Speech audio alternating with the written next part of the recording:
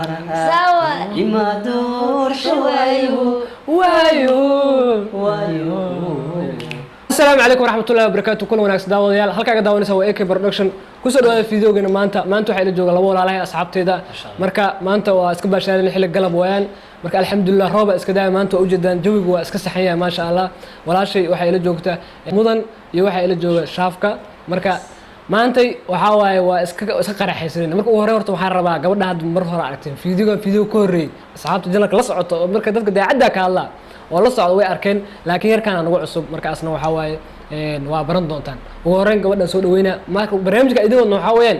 tijaabo codkaaga wax yar xoogaa yar codka iska qaraxaysanayna ma fahantiin waa fiideo kooban oo xiiso leh ugu horreyn soo dhawow mudan markii labaad mar hore aad soo gashay mudan markii labaad leedahay dhawaa markii labaad inaan kusoo dhawaado ma ku dhawaa markii labaad inaan kusoo dhawaado AK Production anigoo madax Cabdullaahi in badan oo iga arki doontiin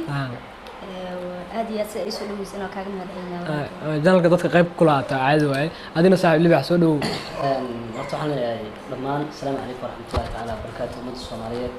salaam baa halkaan marnay inkastoo waqtigu nagu yar yahay waqtiga nagu yar aad iyo aad waxaan dhihi lahaa dee caawa maanta aad baan ugu faraxsanahay AK walaalkay janalka badan hadalku nagu badnaa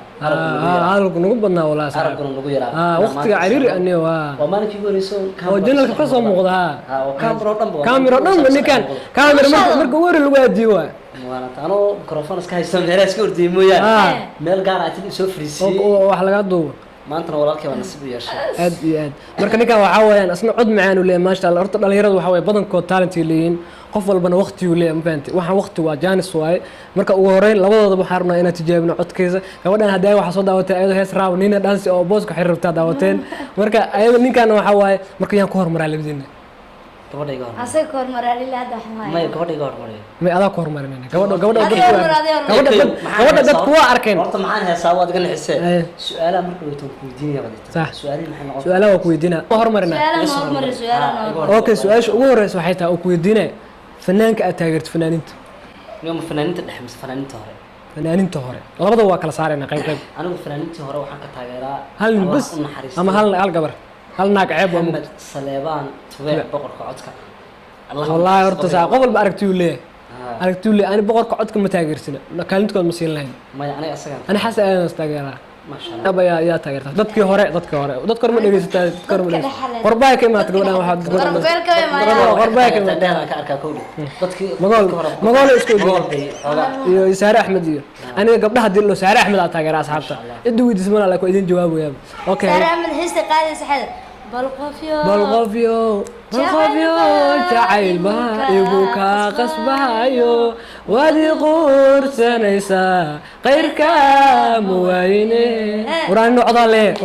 يا صحاب وراني فنان قرصونا لكن هيساس حيدا dadku wada heesaa marqaanka heesaa marqaanka waa dadka hore ay waxaan rabaa marka adiga marka waxaan rabaa hal hees oo hees maya ninkan waraan qofka janalkii aan soo firiso qof hubo waay qof test marka hore aragnay inuu ninkan gadan yahay waay oo iska hubno baantin maadaama dadka asxaabteena sharaf ilay waqti qof oo booja ma keenina baantin ay siidaa saaxib waqtiga yimid kala waaday xiriirkiin ay wadafiro wanaagi waliwan aqoon sanahe wadafiro wanaagi waliwan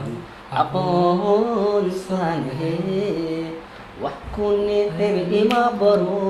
وجهان كو أرها إما دور شوايو